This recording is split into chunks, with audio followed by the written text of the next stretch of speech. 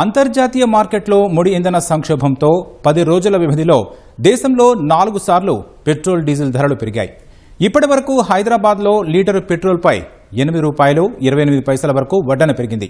Petroleum ఉత్పత్తుల ధరల పెరుగుదలతో రవాణా రంగంపై భారం, దాని ప్రభావం నిత్యావసరాల ధరలపై పడటం, ఫలితంగా వినియోగదారుల ఇబ్బందులు వంటి అంశాలపై మా ప్రతినిధి తిరుపాల్ గ్రౌండ్ రిపోర్ట్.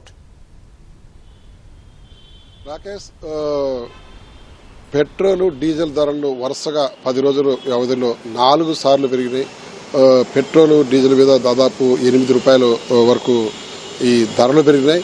మనం ఇది పెట్రోల్ ధరలు పెరగడానికి కారణం ఒకసారి కూడా చూసినట్లయితే కూడా ఇరాన్, అమెరికా, ఇజ్రాయిల్ ఈ 3 దేశాలకు సంబంధించిన యుద్ధం జరగడము, ఆ యుద్ధ ప్రభావంతో బయట నుంచి దిగుమతి కావాల్సిన దాదాపు 85% పెట్రోల్ డీజిల్ మన దేశానికి అవసరమైన అదంతా కూడా స్తంభింపు కావడము, అదేవిధంగా హార్మోజ్ జలసంధి పూర్తిగా మూసివేతకు గురి కావడంతో ఈ దిగుమతి కావాల్సిన ఇంధన వనరులన్నీ కూడా స్తంభించాయి.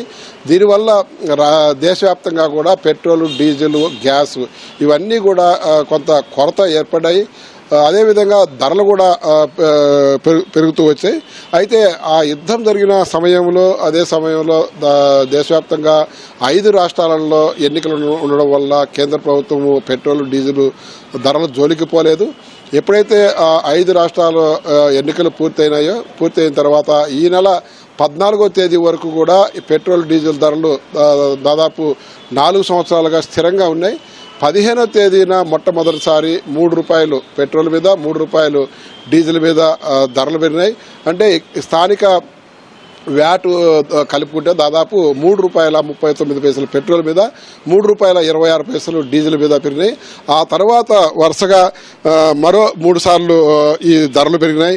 అవి ధరలు పెరిగినవి తీసుకుంటే మరో 2 సార్లు పెరిగినప్పుడు కూడా ఒకసారి ఈ నెల 19వ తేదీన ఒకసారి, 23వ తేదీన ఒకసారి, అంటే 19వ తేదీన 95 పైసలు, 23వ తేదీన 97 పైసలు పెరిగినాయి. ఈవేళ మరొకసారి ₹2.84 పెరిగినాయి. మొత్తం మీద తీసుకుంటే ₹107.50 ఉన్న పెట్రోల్ ధర ఈ 4 సార్లు పెరిగిన తర్వాత ₹115.69 ఈ ధర చేరింది. అదేవిధంగా డీజిల్కి సంబంధించి తీసుకున్నట్లయితే ₹95.70 ఉన్న డీజిల్ ధర 4 సార్లు పెరిగిన తర్వాత ₹103.82 డీజిల్ ధర జరిగింది. అంటే వరుసగా పెట్రోల్, డీజిల్ ధరలు పెరగడం వల్ల దీని ప్రభావము అన్ని వ్యవస్థల మీద, అంటే ట్రాన్స్పోర్ట్ మీద తీవ్రంగా పడుతుంది. కాబట్టి ఆ ట్రాన్స్పోర్ట్ మీద, అంటే మనం ప్రయాణించే ఆటోలు, క్యాబులు, బస్సులు, అట్లా అదేవిధంగా అన్నిటి మీద పడుతుంది. కాబట్టి ఇది ట్రాన్స్పోర్ట్ అంటే పెద్ద ఎత్తున బయట నుంచి కూరగాయలు కానీ లేకపోతే ఇతర నిత్యావసర సరుకులు కూడా ఈ ట్రాన్స్పోర్ట్ ద్వారానే రవాణా చేయాలి. కాబట్టి వీటన్నిటి మీద కూడా పెట్రోల్, డీజిల్ ధరలు పెంపుదల ప్రభావం కనిపిస్తుంది. దానివల్ల కూరగాయల ధరలు అట్లాగే పాలు, పండ్లు వీటంటి ధరలు కూడా పెరిగే అవకాశం ఉండదు. ఆర్టీసీ కూడా ఇలాగే కూడా పెరుగుతా పోతే కూడా ఆర్టీసీ కూడా ఛార్జీలు పెరిగే అవకాశం ఉండదు.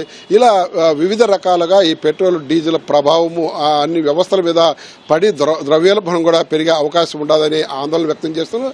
అయితే ఈ పెట్రోల్, డీజిల్ ధర ఇంతటితో పెరగకుండా ఆగుతుందా అన్నట్లయితే కూడా ఎక్కడ కూడా ఆ విధంగా జరిగేటట్టు కనిపించలేదు. దీనికి సంబంధించిన నిపుణులంతా కూడా మరింత పెరిగే అవకాశం ఉండదు. మరో ₹20-25 వరకు కూడా ఈ పెట్రోల్, డీజిల్ పెరిగే అవకాశం ఉండదు. అది కూడా విడతల వారీగా పెంచి ప్రజలకు ఒక్కసారిగా మీద వేసి భారం పడకుండా, భారం అని అనిపించకుండా సున్నితంగా, అంటే శుచిమెత్తగా పెంచుతున్నట్టుగా దీనిని మనం చూడవచ్చును. అయితే మొత్తం మీద కేంద్ర, రాష్ట్ర ప్రభుత్వాలు వేస్తున్న పన్నులు కూడా ఒకసారి కూడా మనం పరిశీలించినట్లయితే పెట్రోల్ మీద కానీ, డీజిల్ మీద కానీ 45 నుంచి 50% వరకు కూడా అటు కేంద్ర ప్రభుత్వం, ఇటు రాష్ట్ర ప్రభుత్వం రెండు కూడా పన్నులు ఇస్తుంది. కేంద్ర ప్రభుత్వం ఏమో సెంట్రల్ ఎక్సైజ్ డ్యూటీతో పాటు వివిధ సెస్సులు దాదాపు ₹25 వరకు పెట్రోల్ మీద, అదేవిధంగా ₹20 వరకు డీజిల్ మీద కేంద్ర ప్రభుత్వం విధిస్తా అంటే రాష్ట్ర ప్రభుత్వము అదే పెట్రోల్ మీద 35.20% అంటే దాదాపు 1 లీటర్ మీద ₹34 వరకు రాష్ట్ర ప్రభుత్వం వ్యాట్ విధిస్తోంది. అదేవిధంగా డీజిల్ మీద 25 రూపాయల వరకు రాష్ట్ర ప్రభుత్వం వ్యాట్ విధిస్తుంది. ఈ పన్నుల భారం మొత్తం మీద చూసినట్లయితే కూడా ఒక లీటర్ మీద 45 నుంచి 50% కేంద్ర రాష్ట్ర ప్రభుత్వాలు విధిస్తున్న పన్నులే ఎక్కువగా ఉన్నాయి. అయితే ఈ ధరలు కూడా ఇట్లాగే అంటే చమురు సంస్థలు అంతర్జాతీయంగా వస్తున్న మార్పుల వల్ల రూపాయి మారకం విలువ తగ్గడము, రూపాయి విలువ తగ్గడంతో దీనివల్ల మనకు ఎక్కువ అమౌంట్ పెట్టాల్సిన పరిస్థితులు ఏర్పడుతున్నాయి. అదేవిధంగా క్రూడ్ ఆయిల్ ధరలు కూడా క్రమంగా పెరుగుతూ పోతున్నాయి. కాబట్టి ఈ మొత్తం మీద తీసుకుంటే చమురు సంస్థలు విదేశాల నుంచి దిగుమతి చేసుకునే చమురు మీద వచ్చే నష్టాలను చమురు సంస్థలు పూర్తిగా ప్రజల మీద వేసి ప్రజల నుంచి వసూలు చేసే దిశలో ముందుకు పోతున్నాయి. కాబట్టి మరింత పెరిగే అవకాశం ఉండాలి.